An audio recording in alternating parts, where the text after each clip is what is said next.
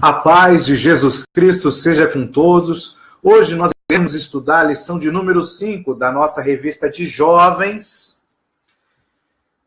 E o tema é Os Primeiros Discípulos. E o texto do dia diz assim: E disse-lhes, vinde após mim, e eu vos farei pescadores de homem. Esse texto está em Mateus, capítulo 4, versículo 19. A síntese dessa lição é o chamado de Jesus e a afirmação de que a seara é grande e os ceifeiros são poucos. Essas afirmações continuam atuais. Os objetivos são mostrar como se deu o chamado dos primeiros discípulos, apresentar o discipulado como estratégia de crescimento e discutir a eficácia do ensino do mestre. Tá? Então, nós temos aqui 2 versículos base que eu gostaria de enfatizar. O primeiro nós lemos, Mateus 4,19. Eu vou ler agora de novo, 19 e o 20, porque dali nós vamos extrair alguns pontos chaves para esta lição. O 19 diz, e disse-lhes, vinde após mim. Então, o primeiro ponto que eu gostaria que fosse marcado nisso é o vinde. Vinde após mim. Para quê? E eu vos farei pescadores de homens. Ou seja, Jesus fez um chamado para os discípulos, ok? Ele fez um chamado e esse chamado tinha objetivo. Chamado tinha objetivo e um propósito. Então, o chamado era vinde, né? E qual era o objetivo? Fazer deles pescadores, ok? Pescadores de homens. Eles já eram pescadores de peixe, os primeiros discípulos. E olha que interessante, né? Então, eles, deixando logo as redes, seguiram. Então, o chamado, existe algo que tem que ser feito, que se chama renúncia. Se chama renúncia, ok? E com essa renúncia, se exige uma nova atitude para se alcançar o propósito. E qual é essa nova atitude? Essa nova atitude é de seguir.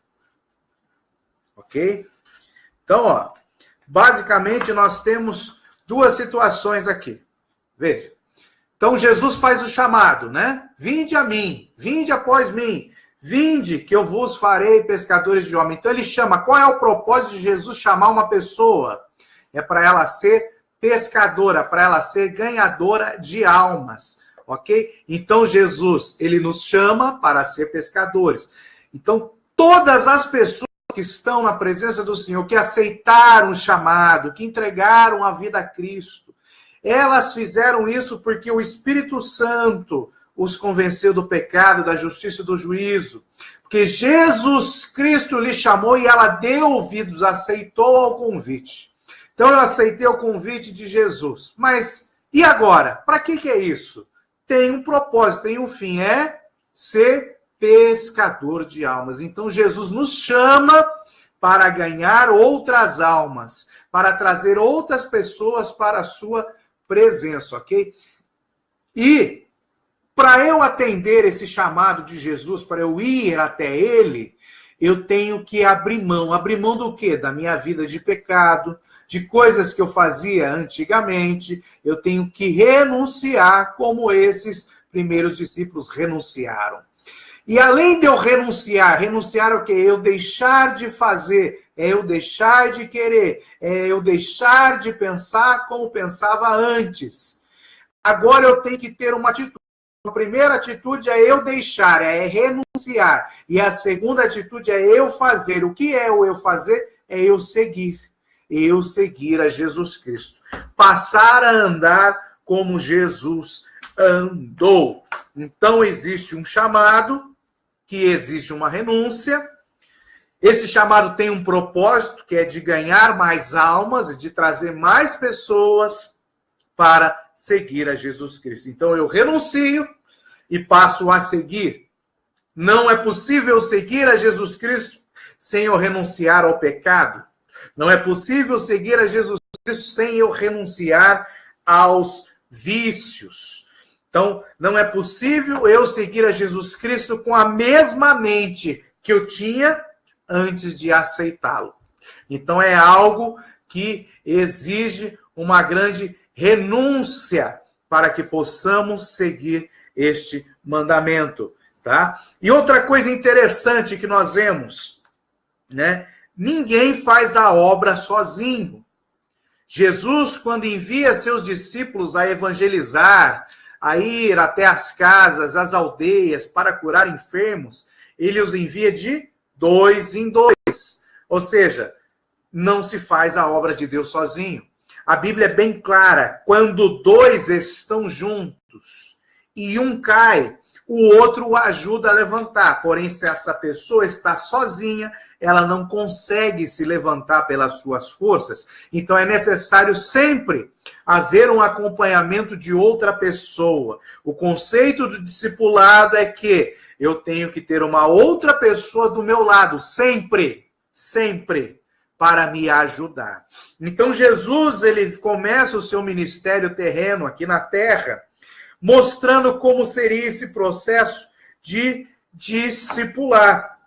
E olha que interessante, isso não é algo, vamos dizer assim, inventado por Jesus. Esse processo ele já existe ao longo da história bíblica do Antigo Testamento. Quer ver um exemplo? Vamos tomar aqui, primeiramente, Moisés com o seu discípulo. Quem era o discípulo de Moisés? Ele se chama Josué. Ok? Nós temos aqui também Elias, que tem como discípulo Eliseu. Então, olha que interessante, tá? Olha que interessante nós temos aqui. Nós vemos Moisés discipulando Josué.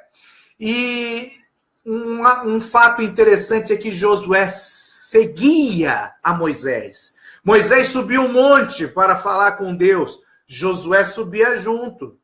Ele estava próximo. Quando Moisés entrava na tenda para ter seu momento íntimo com Deus, Josué parava à porta. Ou seja, Josué sempre estava seguindo a Moisés, até que chegou o ponto que Moisés acabou o seu ministério e Josué tomou o seu lugar, deu prosseguimento naquilo. Mas para isso foi necessário que Josué seguisse a Moisés. Então houve um chamado, né? Moisés precisou fazer um discípulo. Josué abriu mão da sua vida, daquilo que ele tinha. Ele renunciou ao seu ser para poder seguir a Moisés. Outro chamado interessante que nós temos na vida é o de Elias com Eliseu. Então Elias vai até onde Eliseu estava trabalhando, o chama para segui-lo, para ser seu discípulo, e a Bíblia nos mostra que Eliseu, ele larga o seu trabalho, ele renuncia ao seu trabalho, ele usava uma junta de bois, ou seja, 12 bois para arar a terra. Ele mata os bois, faz um churrascão para o pessoal, se despede dos seus pais, ou seja, ele renuncia ao seu trabalho, ele renuncia ao seu convívio familiar, ele renuncia aos seus amigos. Para quê? Para passar a ser um discípulo do profeta Elias. Né? E nós vemos que depois que Elias ele é arrebatado, Eliseu toma o seu lugar e dá continuidade. E essa continuidade ela se segue com algo que nós vemos na estrutura bíblica, principalmente com o chamado de Samuel, tá? Com o chamado de Samuel. Por quê? Quando Elias é tomado, nós vemos que haviam vários grupos de profetas que ao longo do caminho questionam Eliseu, falando, você não sabe que o seu senhor, o seu mestre, o seu discipulador vai ser tomado? E depois que Elias é arrebatado, eles vão até Eliseu e falam, deixa-nos procurar a Elias, quem sabe ele não foi ao monte orar e tal, e insiste com Eliseu. Ou seja, já existiam grupos de discípulos de profetas naquela época. Então Samuel, ele dá continuidade àquilo que nós chamamos de rancho dos profetas, ok? Rancho dos profetas, né? Então nós temos o chamado, né, de Moisés, Josué, Elias, Eliseu e Samuel dá continuidade e forma o rancho do profeta, ou seja, a escola dos profetas. Então aquele discipulado que era feito 1 a 1, ele também se consolidava no grupo, nos grupos que se reuniam, nos grupos de profetas nas cidades, que nós vemos quando Elias vai até a sua caminhada final, passando por várias regiões, e Eliseu o segue. E Samuel também tinha os ranchos do profeta. Nós vemos que quando Saul passa a perseguir Davi, e Davi se esconde, né, com Samuel, Saul vai até onde eles estavam, e ali havia um rancho, vários profetas. A palavra de Deus diz que quando Saul entra naquele ambiente, ele é tomado pelo Espírito Santo e passa a profetizar. Então nós vemos que Jesus Cristo veio dar continuidade num discipulado, chamaram de discipulado 1 a 1, e num discipulado em grupo, que seria o aperfeiçoamento da comunhão entre esses irmãos. E olha como isso é muito interessante, ó. Nós podemos observar que, veja, quando Jesus começou, ele chama alguns. Então existe um grupo, ó, eu vou desenhar aqui. Eu tenho Jesus ao centro, tá? Então o que Jesus chama? Ele chama para si 12, né? Ele chama 12 para ele. Ok? Então, ele chama 12. Desses 12, existem 3 que são mais chegados. E existe um grupo, tá? Existe um grupo de discípulos, ou melhor, um grupo grande, que o segue. Então, vamos lá. Jesus começa o seu ministério, ele começa com curas, milagres, maravilhas, libertações. E o interessante é que ele chama para si 12 discípulos, 12 pessoas que iriam conviver com Jesus por 3 anos consecutivos. 12 pessoas que tiveram que abrir mão da sua vida pessoal, da sua vida profissional, para seguir a Jesus Cristo. 12. Aí nós vemos que desses 12, 3 são mais chegados. Quando Jesus sobe ao Monte da Transfiguração, ele leva consigo Pedro, Tiago e João. Quando ele vai ao Getsêmani orar antes dele ir à cruz, dele ser crucificado, né, de todo o seu sofrimento ali no Calvário, ele chama 3, Pedro, Tiago e João. Então nós vemos que existe um grupo de 12 que acompanha Jesus 24 horas por dia, praticamente. Existe um grupo de 3 que Jesus trata à parte, dá um tratamento, vamos falar assim, um pouco mais aprofundado, tá? E existe um que era aquele discípulo amado, mais chegado. Quem é esse discípulo? João, que na hora da ceia encosta a cabeça no peito do Senhor. Olha que interessante. Então Jesus ele faz um discipulado de 12, de 3 e de 1, tá? Dentro desses 3 teve um que negou a Jesus, Pedro. Dentro desses 3 teve um que era aquele que era mais chegado, mais aproximado. Esse ficou fiel a Jesus. Quando Jesus foi preso, ele foi junto. Quando Jesus foi julgado pelos sacerdotes, ele foi junto. Quando foi julgado por Pilatos, ele foi junto. Quando Jesus foi levantado na cruz, este foi o único que estava junto. Então, nós podemos ver, no meio desta dinâmica de discipulado que estamos estudando hoje, que existem grupos, porém o grupo que a forma, né, o modelo de 12, 3 e 1, o modelo que se mantém mais fiel, que demonstra benefícios, eficácia, abrangência rápida, é o discipulado 1 a 1. Então, João foi um discípulo que teve, né, a oportunidade de passar momentos individuais. E ele se manteve fiel até o fim. Os outros 2, né, Pedro e Tiago, Também tiveram momentos gloriosos, individuais, com Jesus, porém eles ainda precisaram ser aperfeiçoados. Os outros, né? Os outros 9, vamos assim dizer, um deles traiu Jesus a ponto de tirar a própria vida, ele se perdeu. Porém, os outros foram sendo aperfeiçoados e usados grandemente durante, né, a ressurreição, pós-ressurreição de Jesus Cristo. E havia uma multidão que seguia. E olha que interessante, dessa multidão que seguia, no momento que Jesus partiu, multiplicou o pão, aproximadamente 20 mil pessoas. Olha que interessante. Um era mais chegado, 3 tinha a oportunidade de conhecer revelações mais profundas. Os outros estavam acompanhando Jesus por 3 anos e uma multidão o seguia em momentos particulares.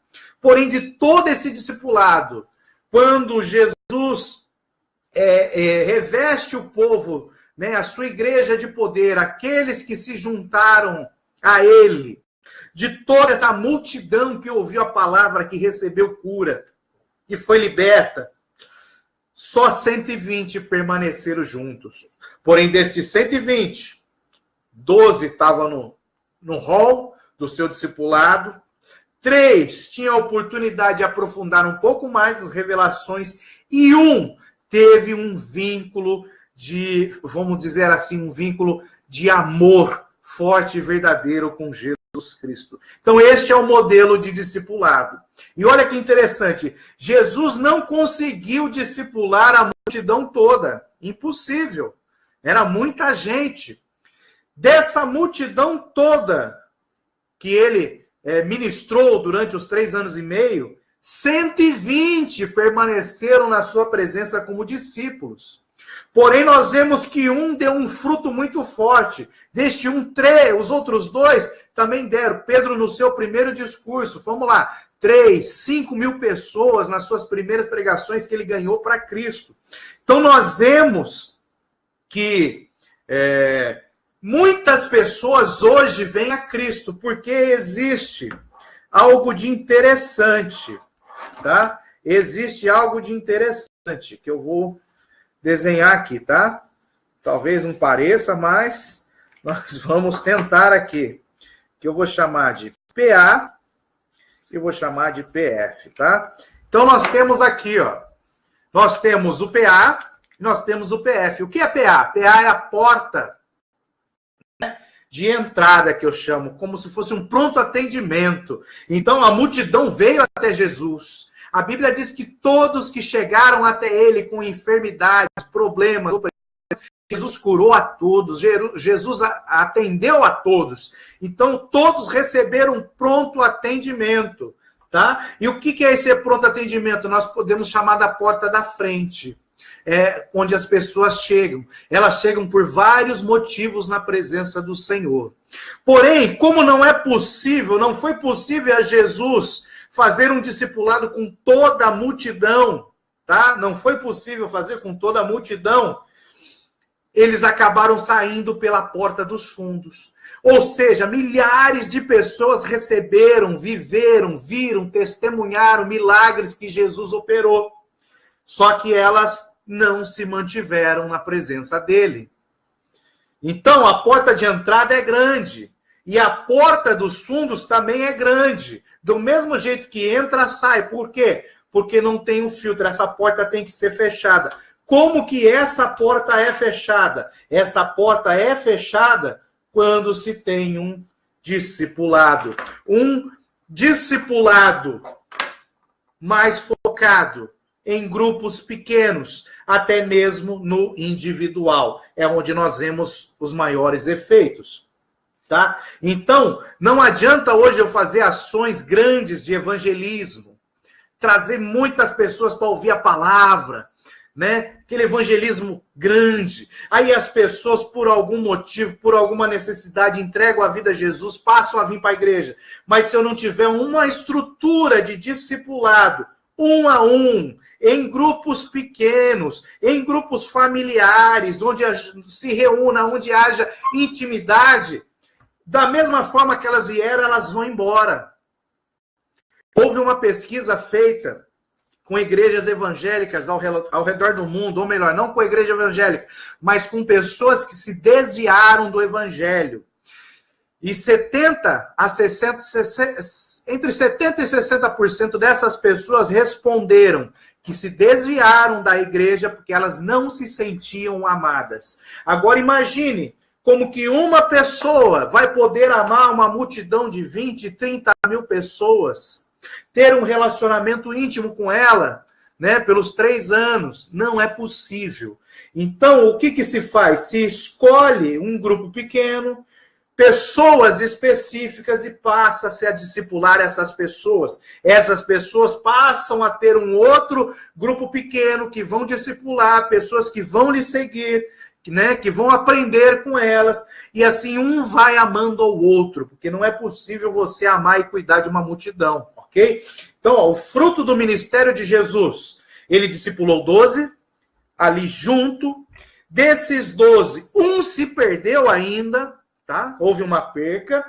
E, além desses 12, outros 120 seguiam a Jesus. Eles não eram discipulados diretamente por Jesus, mas eles seguiam e permaneceram fiéis, tá? Que depois nós vamos ver em Atos que a igreja se reunia em casas e ali eles partiam pão, tinham comunhão um com os outros, ou seja, tudo que eles tinham, eles repartiam, eles viviam, compartilhavam. Então, o modelo discipulado foi se espalhando. Só que temos que tomar cuidado, porque hoje também nós achamos que a responsabilidade de pregar, de ganhar alma e de cuidar é apenas do pastor. Não é.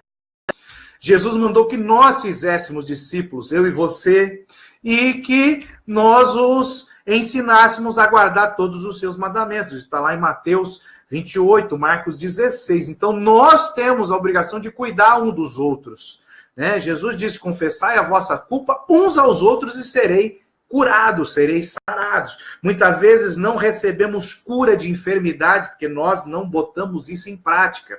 Muitas vezes nós passamos por depressão, vivemos um momento terrível de tristeza, de angústia, porque nós não temos uma pessoa para nós nos abrirmos, para nós conversarmos, para nós confessarmos, né? Expomos aquilo que nós sentimos, porque a Bíblia nos ensina que quando nós falamos, nós somos curados. E isso não é à toa que a psicologia estuda muito isso. Você vai no psicólogo, começa a falar, botar para fora as coisas, ele mais escuta do que fala, e às vezes funciona. Algumas pessoas são curadas, são transformadas. Porém, esse modelo partiu de Jesus, que é o maior psicólogo de todos os tempos, ok? Então, nós temos este modelo.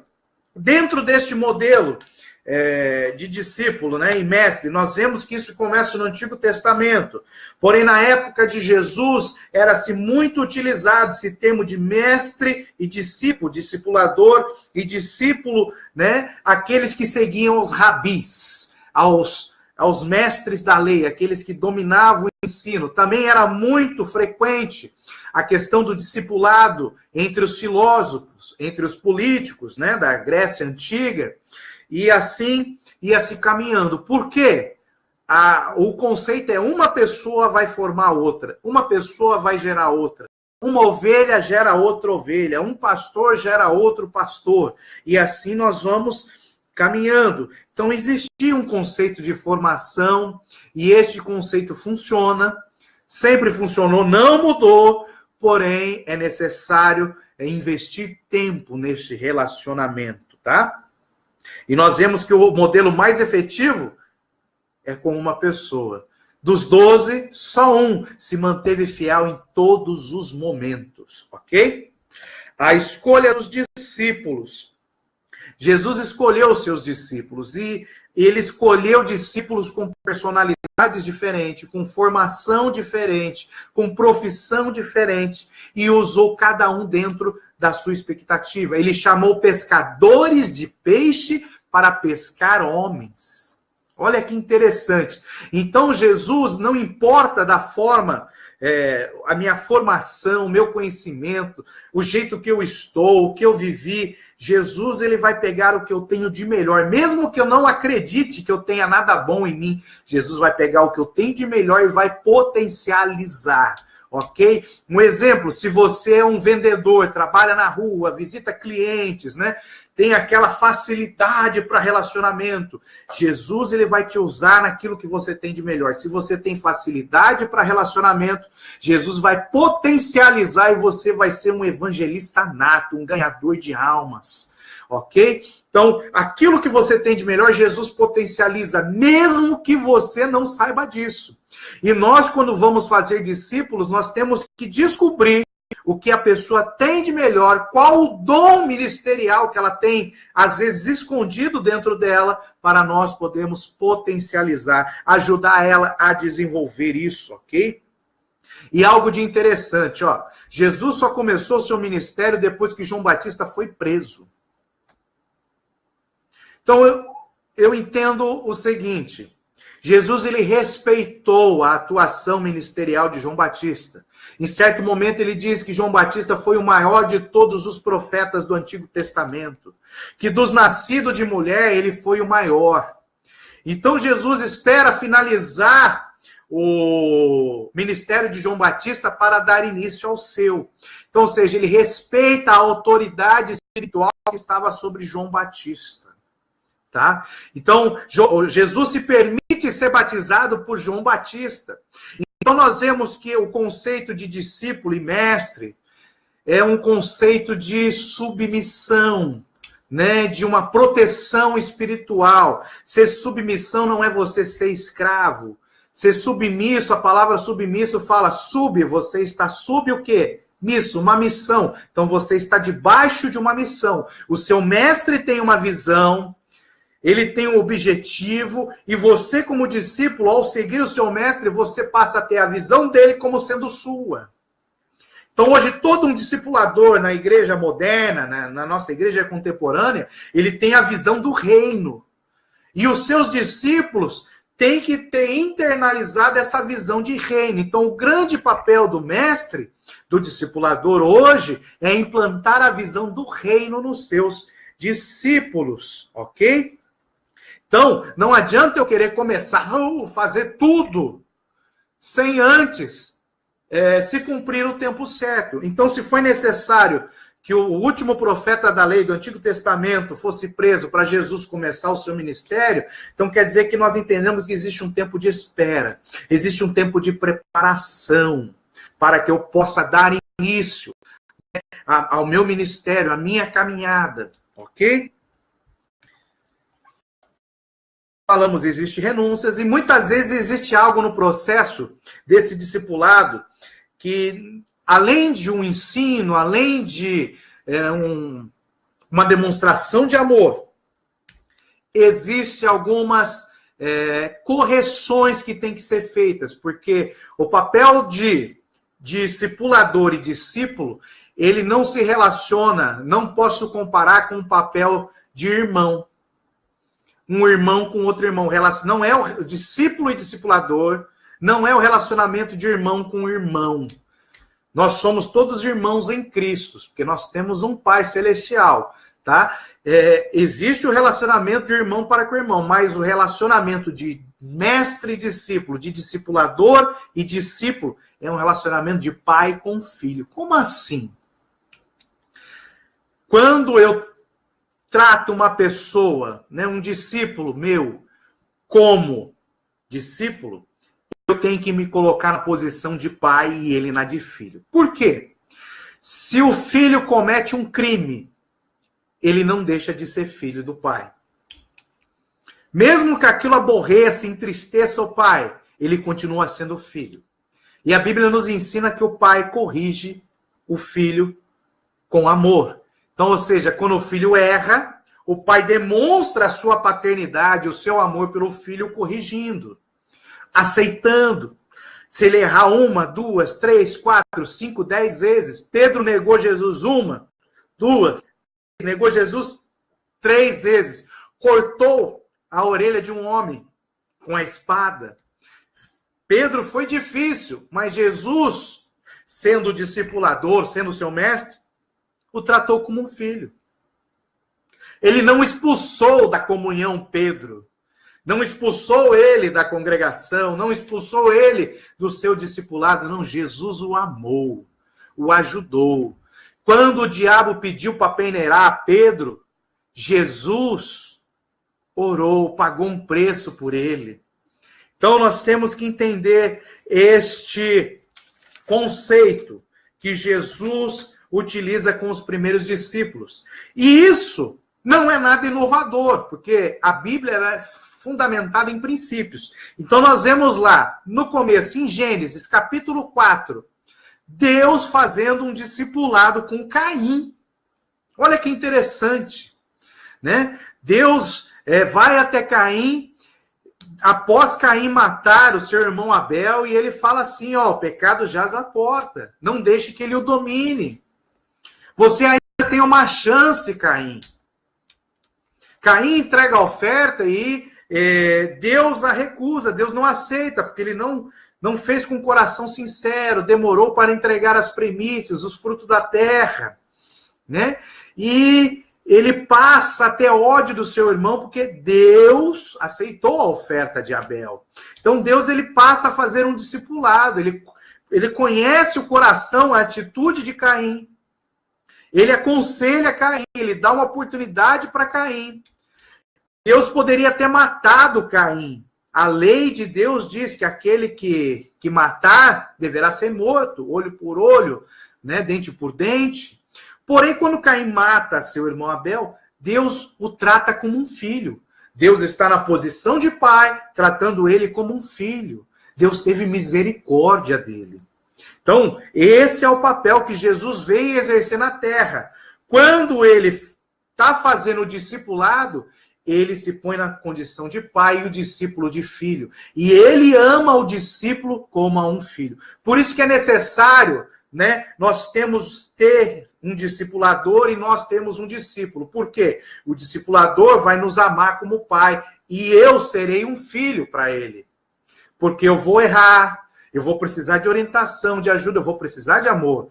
Porém, é necessário também que eu tenha um discípulo, porque eu vou fazer agora o papel de pai. Aquilo que eu aprendi do meu pai, eu vou fazer com o meu filho. Eu tenho que botar em prática aquilo que eu vivo para desenvolver e desenvolver outras pessoas, ok? E olha que interessante. Quando Jesus começa o seu ministério e vai preparando os discípulos, ele se muda. Ele morava ali na região de Nazaré, ele se muda para Cafarnaum. E isso representa para nós que um processo de discipulado exige mudanças do discipulador que vai se adaptar ao novo filho. É como um pai que ganha um novo filho, a vida muda. E também na vida do discípulo, que é o filho. Tem que haver mudanças. Quando existem mudanças, nós vemos resultados efetivos, ok? E quando esse processo, ele começa a funcionar, né, do discipulado, automaticamente as fronteiras se abrem. Os discípulos passaram a ir às aldeias onde Jesus os enviou. Jesus não podia estar em todos os lugares ao mesmo tempo. Mas se ele enviou 70 discípulos de 2 em 2, então Jesus podia estar em 36 lugares com a sua palavra, ou seja, de 2 em 2, em 35, e mais Jesus onde ele estava. Ou seja, quando eu faço discípulos e implanto neles a visão do reino, o reino se expande, ok? Não fico preso só ao pastor, só ao púlpito, só ao evangelista. Não, são todos envolvidos, levando a palavra a todos os lugares ao mesmo tempo, ok? E Jesus, ele usa estratégias para discipular, e essas estratégias não mudam, ok? Ela não muda. A evangelização hoje deixou de ser prioridade de alguns. E lembra que nós falamos no começo, o chamado de Jesus é para nós irmos até ele, para que nós sejamos pescadores de alma. Então, o propósito é a evangelização, é ganhar alma. Então, se eu estou na igreja, sentado no banco, não estou evangelizando meus vizinhos, meus colegas de trabalho, meus familiares, se eu não estou evangelizando no ônibus, na rua onde eu passo, se eu não estou indo evangelizar, se não estou indo ganhar almas, eu não estou cumprindo o propósito do reino para o qual Jesus me chamou. E quando nós não fazemos aquilo que Jesus nos manda, nós desobedecemos, ok? Então, a pessoa aceitar Jesus, glória a Deus, primeiro passo. O segundo passo é ela ser discipulada. E vamos dizer assim, esse discipulado só vai estar completo quando nós chegamos na eternidade. Porém, eu tenho como ver o amadurecimento desse crente. Paulo fala, existe os meninos que tomam leite e existe já os adultos na fé que se alimentam de alimento sólido. E uma das formas de eu ver que essa tarefa está consolidada, que já saiu da fase infantil, da sua infância, passou para a fase adulta, quando o novo crente ele for integrado à vida da igreja, do seu grupo, e ele estiver capacitado para fazer novos discípulos. Olha que interessante. Então eu tenho que estar em comunhão com o corpo de Cristo, eu tenho que ser discipulado, preparado para fazer novos discípulos. E para fazer discípulo eu tenho que ganhar almas, ok? E assim segue nessa dinâmica. E Jesus ele usava de muitas formas para pregar, ele desenhava no chão, ele fazia alegorias, os seus ensinos eram em forma de parábolas, que ele contava histórias, colocando pessoas no lugar dos personagens. Ou seja, eu vou contar uma história para que você se identifique com o personagem dessa história, para você compreender melhor. Ou seja, a técnica do discipulado, do evangelismo, ela tem que ser criativa. Eu não posso adotar uma mesma metodologia com pessoas diferentes. Às vezes eu tenho que mudar, eu tenho que ser criativo. Com umas eu tenho que ser nessa linha, com outras em outra linha. E isso só o Espírito Santo para nos ajudar a ter esse feeling, a descobrir qual a melhor forma de agir, de capacitar. Ou seja, ainda hoje, nós temos a responsabilidade de fazer discípulos. Essa responsabilidade de todos os crentes. E qual é o padrão do nosso discipulado? É o padrão de Jesus Cristo. É por isso que Paulo diga, né? Sede imitadores de Cristo como eu sou. E ele chega naquele ponto do discipulador e discípulo, quando ele fala assim, sede meus imitadores como eu sou de Cristo. Então o discipulador é um imitador de Cristo que vai levar o seu discípulo a limitar primeiramente e até chegar ao ponto dele sendo aperfeiçoado à imagem de Cristo. Porque a pessoa aceita Jesus, ela vem para a igreja cheia de problemas, de defeitos, de coisas que têm que ser corrigidas e aperfeiçoadas. Então ela vai se aproximar de uma outra pessoa que já é mais madura na fé. Aquela pessoa ora, esse aqui também vai começar a orar. Ela jejua, esse vai jejuar. Esse aqui evangeliza, ela vai começar a evangelizar junto. Porque Jesus nos mandou, nós, seres humanos, que já somos maduros na fé, a discipular os novos na fé, para que eles cresçam através do exemplo. Ok? Então, na próxima aula, nós vamos aprofundar um pouquinho mais nessa questão e vamos falar dos discípulos, do comissionamento que Jesus deixou. Então, nesta lição, nós vemos como que Jesus trabalhou, ele deu exemplo. Agora, no final do seu ministério, ele deixa uma ordenança, uma missão para todos os seus discípulos, para todos aqueles que seguem Jesus Cristo como seu Senhor e Salvador. Então, até a próxima aula, em nome de Jesus Cristo.